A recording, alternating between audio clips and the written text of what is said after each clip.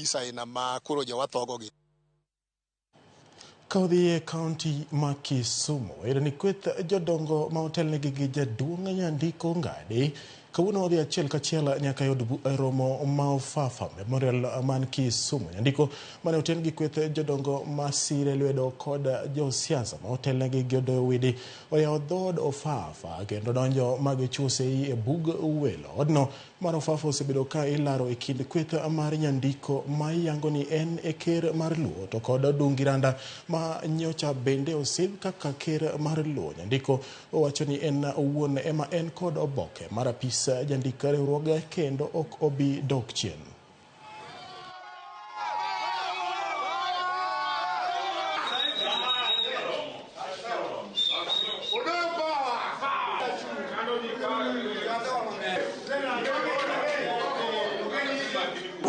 Ofafa. Une Ofafa biro dogo. Omiyo wan bende wabiro kaka jodongo. Moa Siaya, o Migori, o Homa Bay, o Kisumu.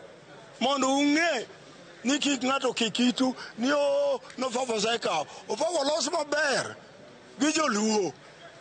En mwandogi mabiro ritogi nyaka chieng' moro gi kama gike. Emomiyo wabiro mondo wayaw ofis mondo ung'e ni pod wantie. Ofafa is on lease, and the Council of Elders are the right people who are doing the protection, and we are continuing to do the same. Exactly. Therefore, we came here to confirm to you that Ofafa is being taken care of by the Luo Council of Elders under Nyandiko Onga'di. Ni wan wagore ne ratiro mag oganda, to kwagore ne ratiro mag oganda, ni court orders nyaka luw nikech enie chik. Court order mawacho no Ofafa Hall nyaka bedie lwet Council of Elders mondik nying ka registrar of persons. Mano be nyaka bed obeyed. Mano be nyaka tigo.